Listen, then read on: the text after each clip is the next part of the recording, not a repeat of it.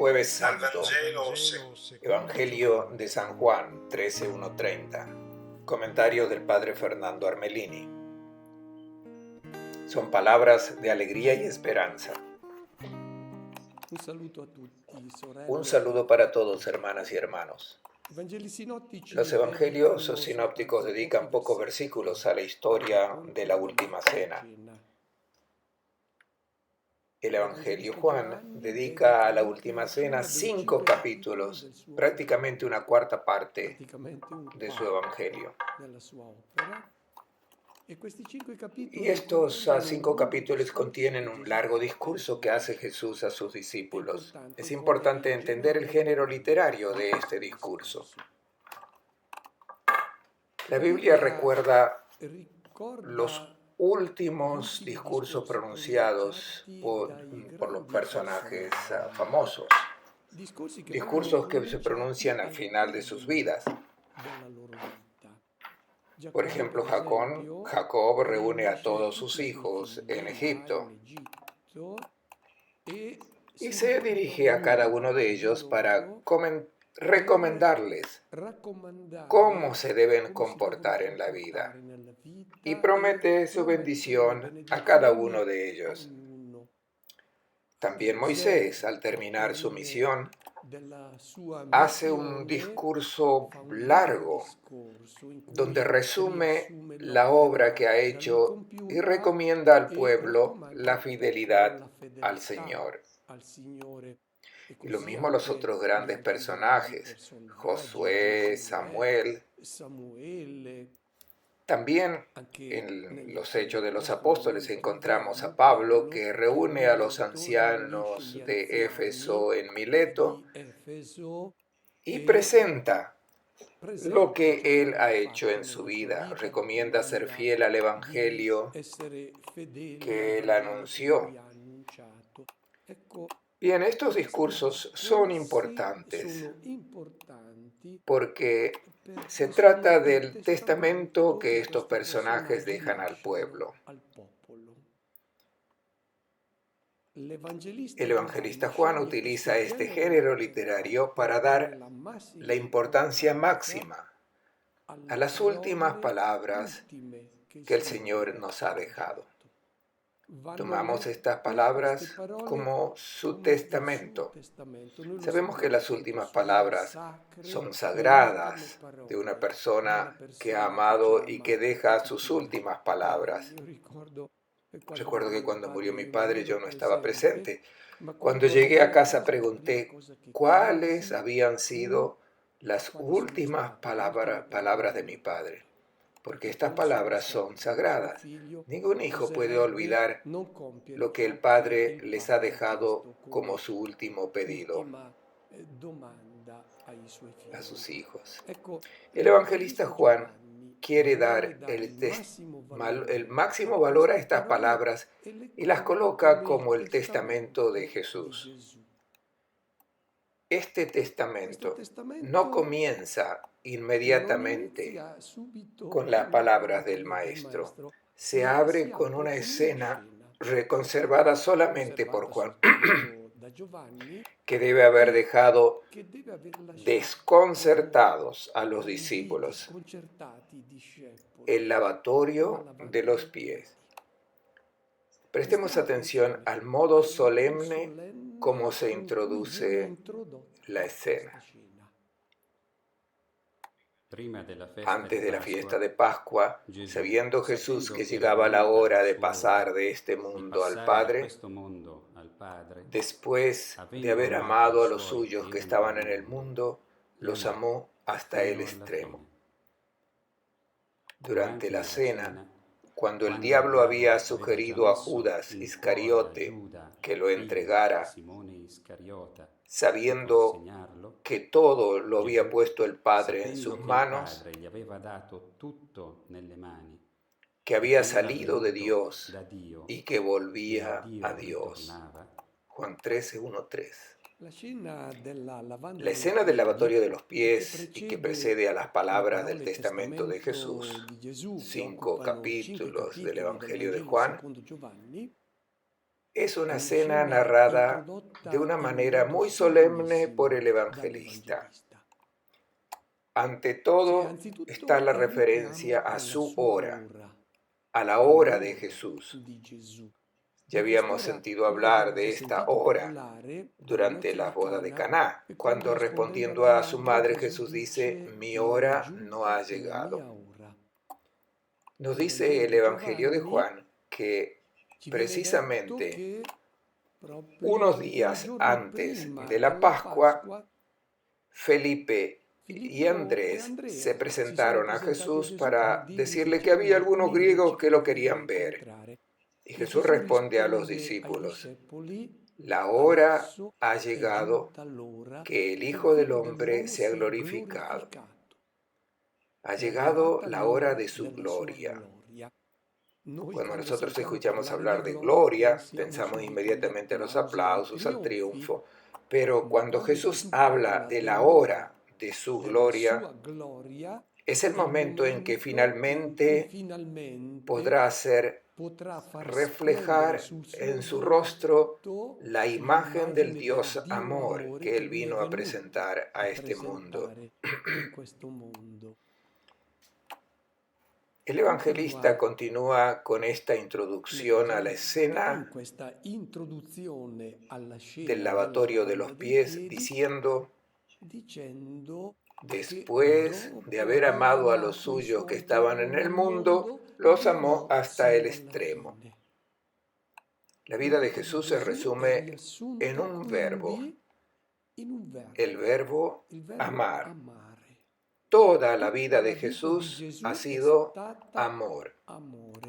Y se emplea el verbo agapán, que era muy poco utilizado en la Grecia clásica, solo una docena de veces. En vez, en el Nuevo Testamento se utilizan 143 veces.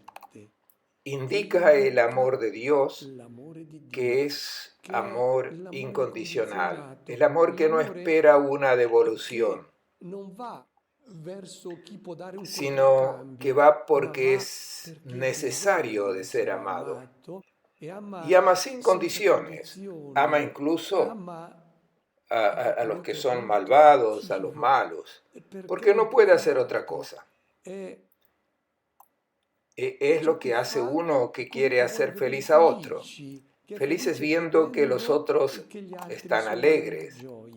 Este es el amor que Jesús vino a testimoniar y es lo que hizo durante toda su vida. La vida de Jesús se resume en este verbo, amó a los suyos. Y por tanto, ha llegado el momento de amarlos hasta el fin. Esto es, hasta lo máximo, más allá del cual es imposible andar. No se puede ir más allá de una manifestación de amor que es la donación de la vida. Y durante la cena, cuando el diablo había sugerido a Judas Iscariotes que lo entregara, antes de la cena, en el lavatorio de los pies, el evangelista trae presente la figura de Judas. Lo presenta como un diablo. Diablo es diabalo, un verbo que significa poner una traba. Diablo es todo aquel que se entromete en un mensaje de amor entre Dios y la humanidad. Puede haber no aceptación. El que no acepta este mensaje de amor, este es un diablo. Judas no ha comprendido la novedad del rostro de Dios. O la entendió quizás, pero no la quiso aceptar. Y entonces entregó a Jesús a las autoridades religiosas porque quería perpetuar esa imagen de la catequesis de los escribas y fariseos. Y Juan trae a propósito la presencia de Judas porque en la escena del lavatorio de los pies pondrá al maestro de rodillas delante de aquel que no ha aceptado este nuevo rostro de Dios, esta nueva relación con Dios. No ha aceptado la propuesta del hombre nuevo. Antes de entrar en una descripción detallada que hace el evangelista de la escena del lavatorio de los pies, quiero hacer una observación sobre la posición de los hebreos en la mesa durante la celebración de la cena pascual. No estaban sentados a la mesa como estamos acostumbrados a ver en las pinturas y cuadros, sino que estaban tumbados. El verbo empleado por todos los evangelistas es anakeimai, que quiere decir estar tumbados sobre la mesa. ¿Qué significa este gesto? Significaba que aquellos que estaban a la mesa durante la celebración de la cena pascual se consideraban personas libres. Los hebreos tomaron este gesto de los griegos, que a su vez lo tomaron de los persas, que ya en el siglo VI antes de Cristo, cuando celebraban una gran victoria, una gran fiesta, no se sentaban a la mesa, sino que se tumbaban. Después de la batalla de Platea, por tanto en el siglo V, en el tiempo de las guerras persas, también los griegos comenzaron a comportarse como los persas, se tumbaban a la mesa. Luego los romanos recuperaron estos gestos y luego, cuando las costumbres se corrompieron, no solo los hombres, sino también las mujeres se tumbaban sobre la mesa. Entre los hebreos solamente los hombres se tumbaban sobre la mesa durante esta celebración de la cena pascual. Debemos pues imaginar el gesto del lavatorio de los pies, teniendo presente el modo como estaban en la mesa. Por tanto, comprendemos que para Jesús era bastante fácil dar la vuelta a todos sus discípulos, porque los pies se encontraban en la posición justa para ser lavados cómodamente. Jesús podía dar la vuelta a todos sus discípulos. Y también podemos imaginarnos a Jesús en la mesa, no sentado en el centro de la mesa, sino probablemente en el último puesto, en el ángulo del triclinio. Veremos también lo que hace Jesús en esta introducción de la escena. En un cierto punto se pondrá de pie de la mesa y hará este gesto sobre el cual nosotros vamos a reflexionar. Y continúa esta solemne introducción del evangelista diciendo: sabiendo que todo lo había puesto el Padre en sus manos, que había salido de Dios y volvía a Dios,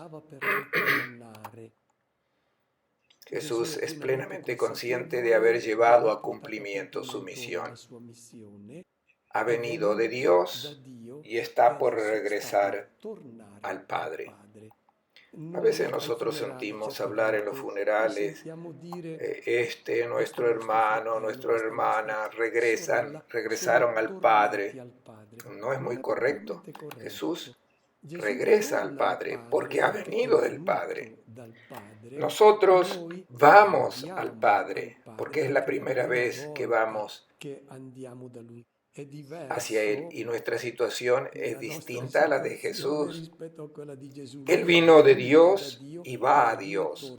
Nosotros, al final de esta vida terrenal, iremos al Padre. Hemos pues escuchado esta introducción solemne a esta cena que estamos invitados a contemplar. Escuchemos juntos la lectura. Se levanta de la mesa, se quita el manto, y tomando una toalla se la ató a la cintura. Después echa agua en un recipiente y se puso a lavarle los pies a los discípulos y a secárselos con la toalla que llevaba en la cintura. Hemos notado que el evangelista describe muy lentamente la escena del lavatorio de los pies.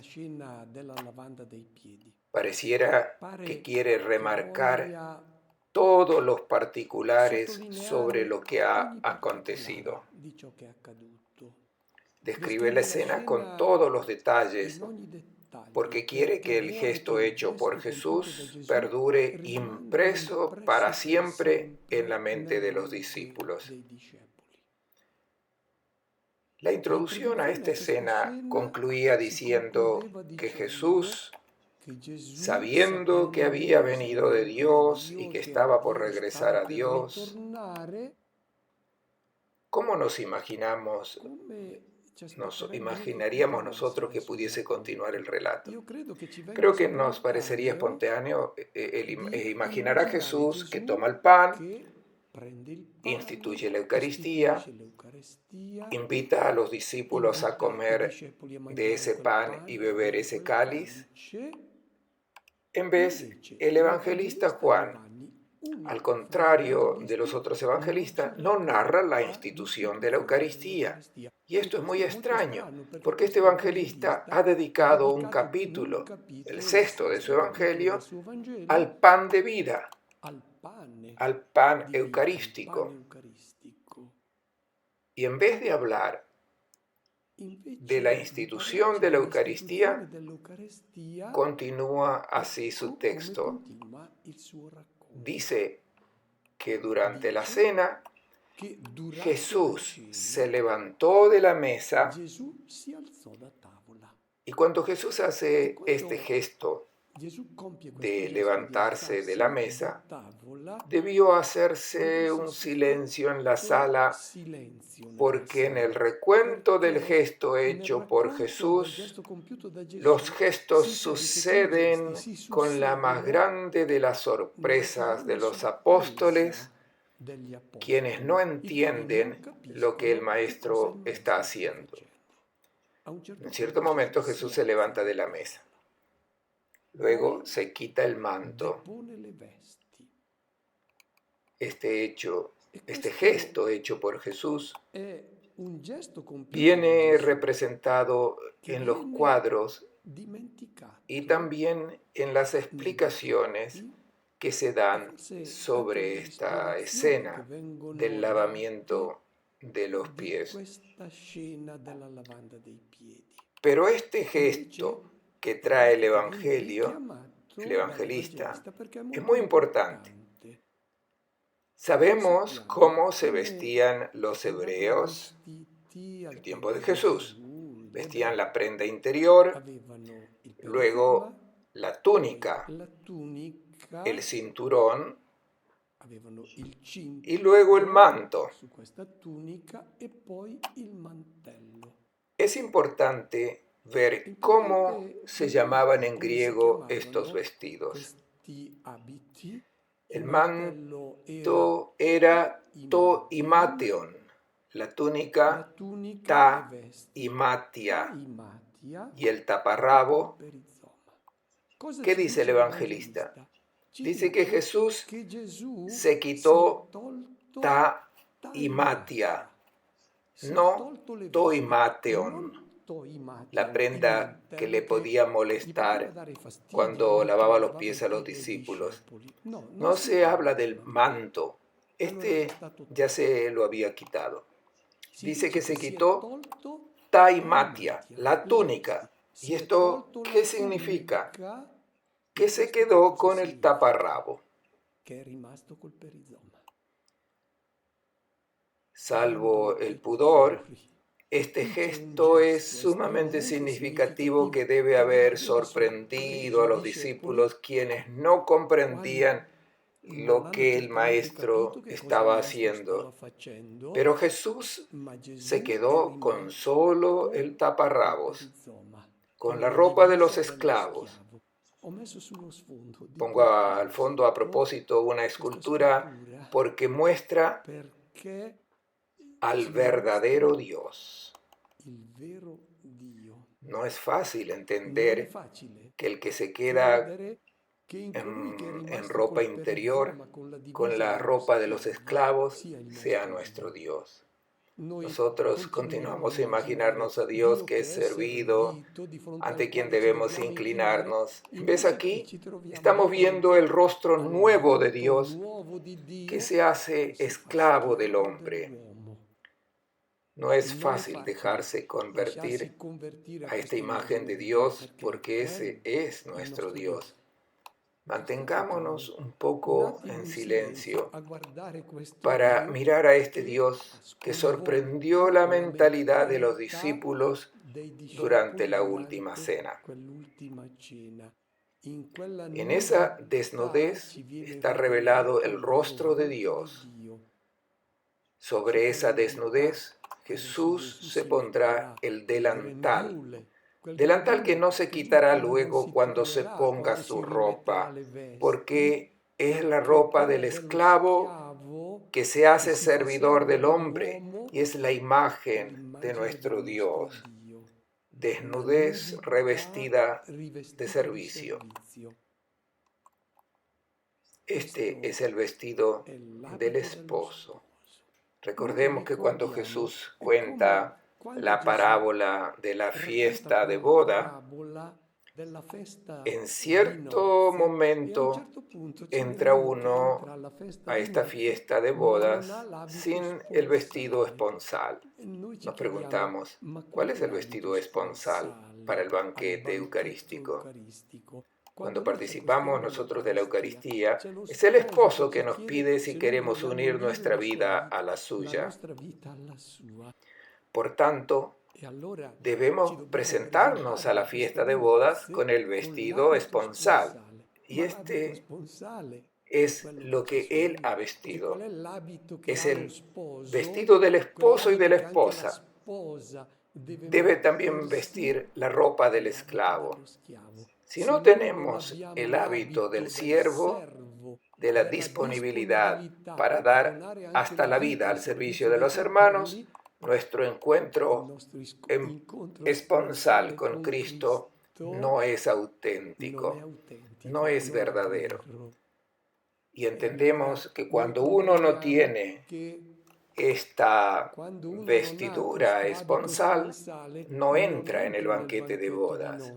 Está fuera de esta propuesta de don de amor recíproco, de intercambio de amor que es la competición, la envidia. Y este es el mundo donde hay crujir de dientes. Es el mundo viejo. No es el mundo nuevo introducido por el Hijo de Dios, del Hijo que reproduce en sí la imagen del Padre del cielo, que se hace siervo del hombre. Luego de haberse quitado la vestidura, Jesús se viste con la ropa del siervo, el delantal, se lo ciñe, y notemos la lentitud de la descripción que debe haber dejado sorprendidos y en silencio a los discípulos que no entendían lo que Jesús estaba haciendo. Después echa agua en un recipiente y se puso a lavarle los pies a los discípulos, sin distinción para nadie, de quién es más grande o más pequeño. El servicio de amor es igual. Todos son amados por igual por Dios.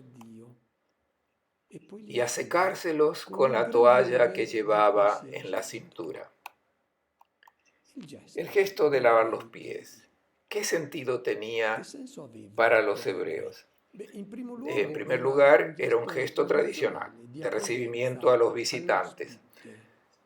Sabemos, por ejemplo, y se recuerda en el Nuevo Testamento, la primera carta a Timoteo, Las viudas entraban en esta institución que tenía la iglesia primitiva, que tenía varias características, y una de ellas era lavar los pies a los santos.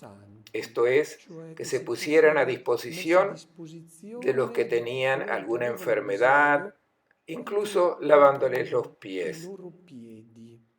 Se trataba de un gesto de humildad, un gesto servil. De hecho, recordemos el comentario rabínico en el libro del Éxodo, donde se decía que el esclavo hebreo no debía lavar los pies a su patrón.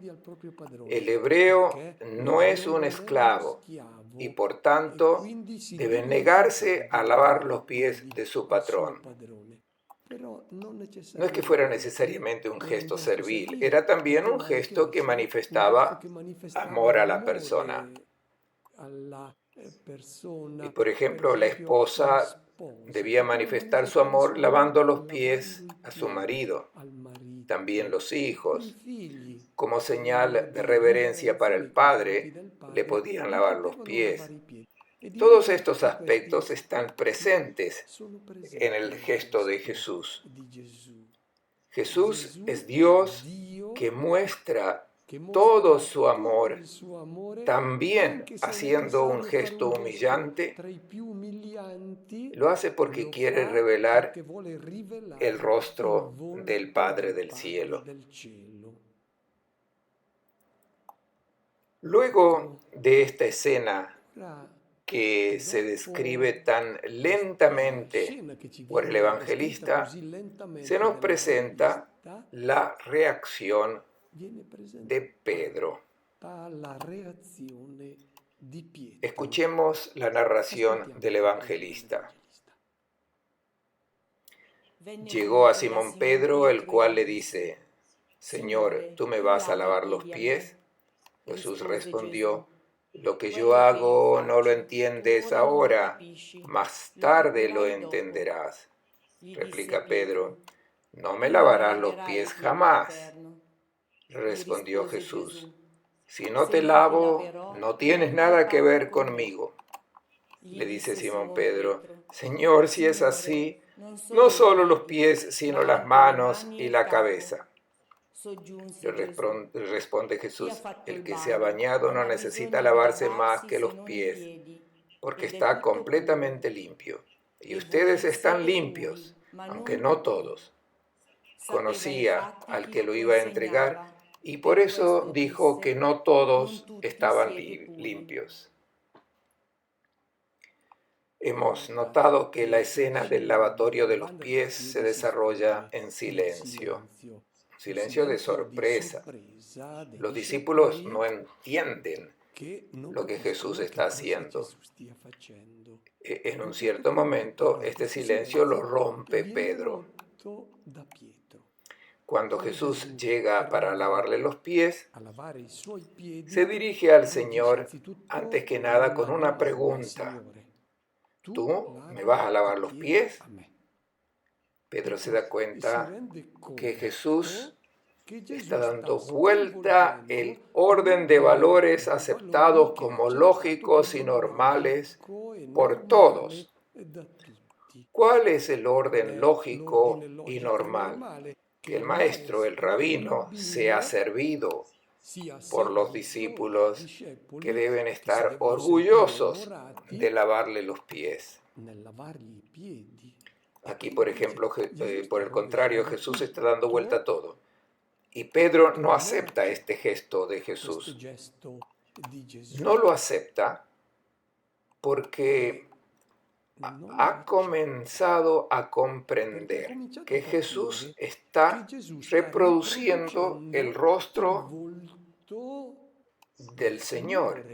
El Hijo de Dios reproduce el rostro del Padre del cielo. Y Pedro siente que toda la catequesis que él ha asimilado de los rabinos se desmorona,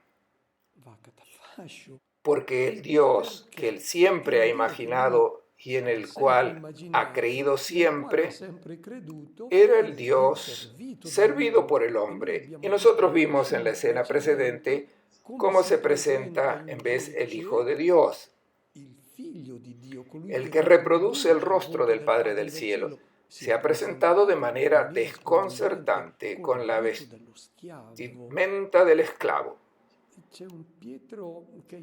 Existe un Pedro que está presente en cada uno de nosotros. Es aquel que de frente al misterio de Dios que ama, hasta el extremo de arrodillarse delante del hombre, se revela.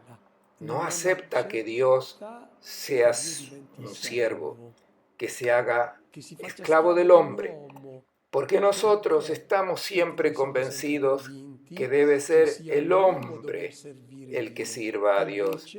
En el rostro de Jesús vemos brillar a un Dios que es amor y que es servidor del hombre. Creo que ese Pedro que está dentro de cada uno de nosotros quiere conservar una imagen de Dios que no es la del verdadero Dios. Es el Dios que el maligno quiere presentar. Porque si nosotros no cancelamos esta imagen de Dios, no estaremos en disposición de aceptar este amor del Padre del cielo. ¿Cuál es la imagen que Pedro tenía en mente? Es la que está presentada por Moisés en el libro del Deuteronomio. Moisés dice al pueblo de Israel en un discurso a los israelitas: el Señor su Dios es el Dios de dioses, el Señor de los señores, es un Dios grande, fuerte, terrible. Deuteronomio 10:17. Tomadas al pie de la letra, estas palabras son difíciles de comparar con la imagen de Dios presentada por Jesús, que lava los pies de sus discípulos. También lo que dice el libro de Esther, Dios altísimo, grandísimo, en el libro de Judith, el Señor es grande, glorioso, admirable con su potencia, invencible. Este es el rostro de Dios que Pedro tiene en mente. Y creo que también en el Pedro que está presente en cada uno de nosotros, que estamos atrapados por esta imagen de Dios y nos resistimos a dejarla, ponerla en cuestión por el gesto hecho por Jesús. Jesús comprende esta dificultad de cambiar la imagen de Dios y de hecho dice a Pedro: lo que yo hago ahora no lo entiendes, lo entenderás más tarde, cuando hayas visto hasta qué fin, hasta qué extremo llega el amor del que yo vine a dar testimonio, el amor del Padre del cielo. Será en el Calvario cuando Jesús entregue su vida. Jesús no pretende que Pedro entienda enseguida. También nosotros podemos encontrar esta dificultad a dejarnos convertir a esta imagen auténtica de Dios. Jesús entiende esta dificultad y Pedro reacciona y dice a Jesús: tú no me lavarás los pies nunca. Jesús le responde: si no te lavo los pies, no tendrás parte conmigo. Notemos, Jesús no dice a Pedro: si tú no aceptas lavar los pies a los hermanos. Esto lo dirá después. Aquí Jesús está diciendo: yo tengo necesidad de lavarte los pies, porque si yo no bajo a este último peldaño, tú no tienes nada que ver conmigo. La salvación, el mundo nuevo, solo puede comenzar si yo desciendo al último puesto del servicio, que será luego el don de la vida sobre el Calvario. Si Jesús no llega a esta hora en que pueda manifestar toda la gloria, todo el amor del Padre del cielo, el mundo nuevo no comienza. Jesús está diciendo a Pedro, deja que yo baje al último puesto, el del siervo, que lava los pies de los discípulos. A nosotros nos cuesta servir a los demás, pero también nos da fatiga a dejarnos servir, porque dejarnos servir nos hace sentir que no somos autosuficientes y esto nos humilla un poco. Somos orgullosos, queremos autoabastecernos a nosotros mismos. En cambio, Dios no.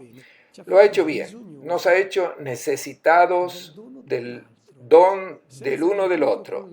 Sin el encuentro con los demás y con los dones que el otro puede ofrecer, no nos realizamos.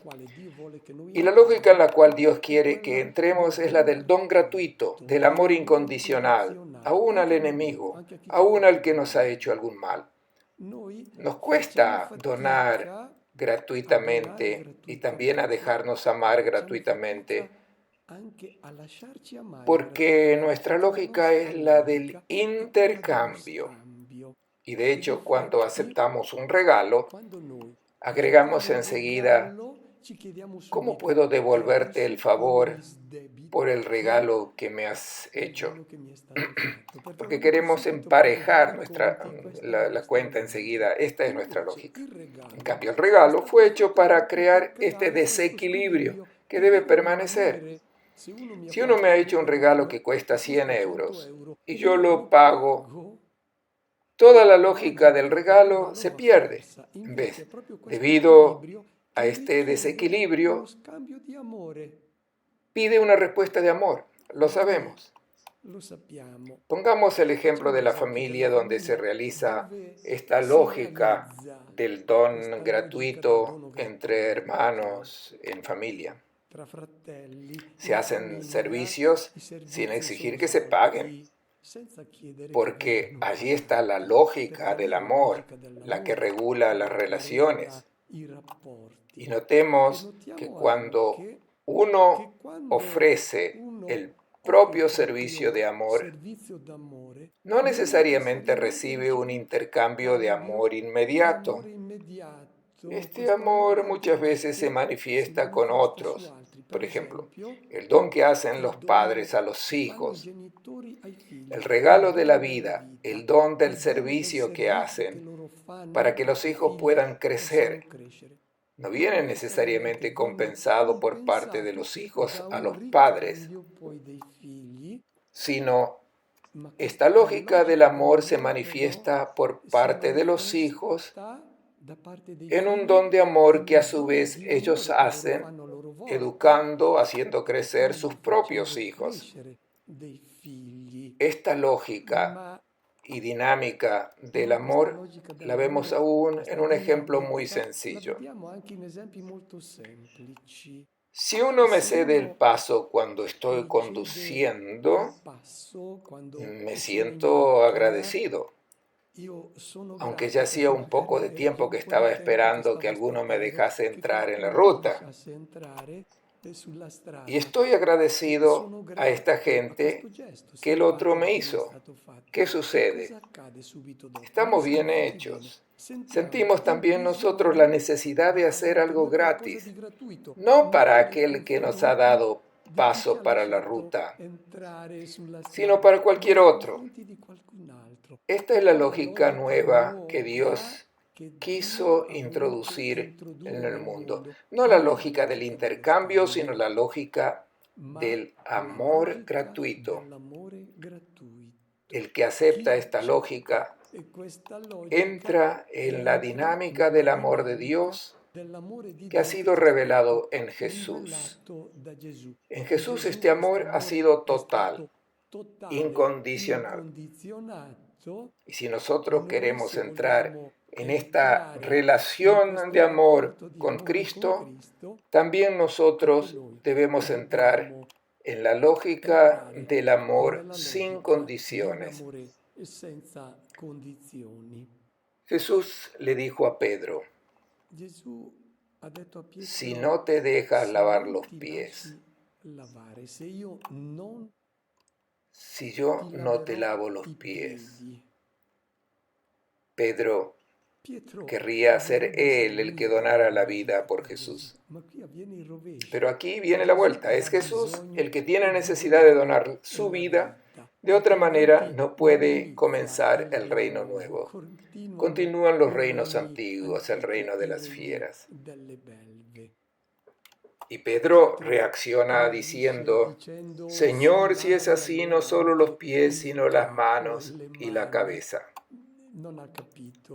Pedro no ha entendido lo que Jesús está diciendo. Está todavía pensando en las purificaciones rituales. Y Jesús le dice: el que se ha bañado, quiere decir, el que ha entrado en el agua nueva, el agua de vida que yo he venido a traer al mundo, no tiene más necesidad de ninguna purificación.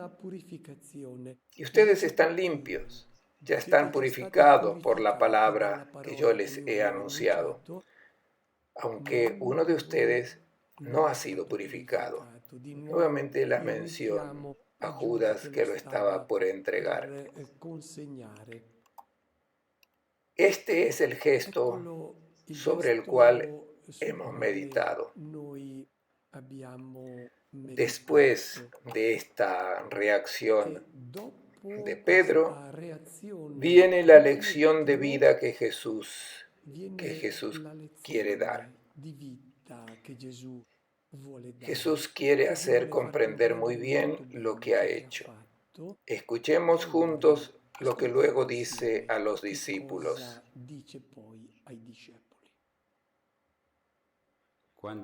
Después de haberle lavado los pies, se puso el manto, volvió a la mesa y les dijo: ¿comprenden lo que acabo de hacer? Ustedes me llaman maestro y señor y dicen bien, pero si yo, que soy maestro y señor, les he lavado los pies, también ustedes deben lavarse los pies unos a otros. Les he dado ejemplo para que hagan lo mismo que yo hice con ustedes.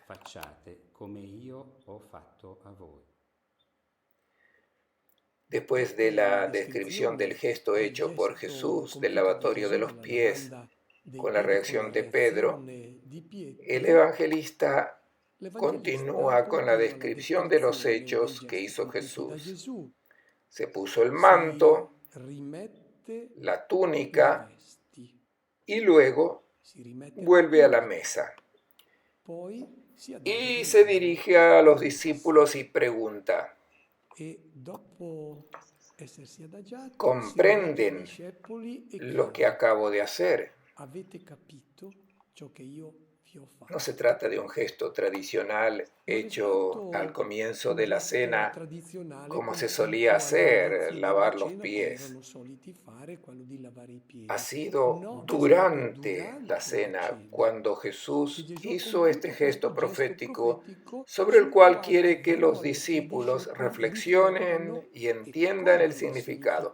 Un significado que es decisivo, porque da vueltas la imagen de Dios y da vueltas la imagen del hombre grande, del hombre redimido. Es por eso que Jesús pregunta a los discípulos: ¿comprenden lo que acabo de hacer? Cuando Jesús se pone la ropa, no se quita la toalla. El evangelista ha anotado todos los detalles y el hecho de que no diga que Jesús se sacó la toalla es significativo. La toalla es el símbolo del servicio y la humanidad que Jesús continuará sirviendo siempre. El servicio es la divisa, la moneda de Dios. Y luego comienza a dar la lección. Ustedes me llaman maestro y señor y dicen bien, pues yo lo soy. Yo soy el maestro y señor. Les he lavado los pies. También ustedes deben lavarse los pies unos a otros. es la interpretación moral. Pedro es el primero entre los discípulos y es el que más ha reaccionado ante esta imagen nueva de Dios, transformadora. Es lo que aún le preocupa en la imagen del hombre. Si el hombre debe humillarse a Dios para ser grande, debe ser como Jesús, el servidor, el que está siempre dispuesto a amar de manera incondicional. El lavatorio de los pies no es un gesto de humildad hecho por Jesús. Debemos estar atentos a no minimizar este gesto como si Jesús hubiese hecho una acción una sola vez y que luego se acaba. Solo un momento. No. Se trata de la presentación de su identidad. Es la presentación de la identidad de Dios, que no cambiará más. Esta es la naturaleza de Dios. La verdadera dignidad del hombre será la de reproducir este rostro del Padre del Cielo que brilla en el rostro de Jesús. Y cuando sintamos, no en el Evangelio de Juan, sino en los sinópticos, la institución de la Eucaristía, cuando Jesús dice, hagan esto en memoria mía,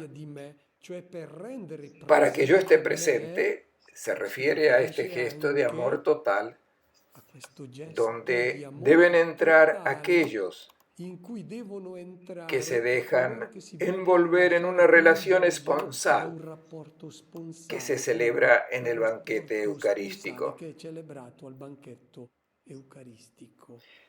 Y Jesús concluye su lección diciendo, haciendo esto serán bienaventurados si lo hacen en práctica, lo ponen en práctica. Para ser bienaventurados, solo los que han tenido una vida entregada, a los cuales Dios felicita. Eres verdaderamente mi hijo. Eres feliz porque has manifestado mi amor a tus hermanos. Eres bienaventurado. No se trata de conquistar méritos para el paraíso, en el cual entramos por esta dinámica de amor para ser envueltos en el amor del Padre del Cielo. Ese amor que se ha manifestado en plenitud en Jesús de Nazaret. Les deseo a todos una buena preparación para la fiesta de la Pascua.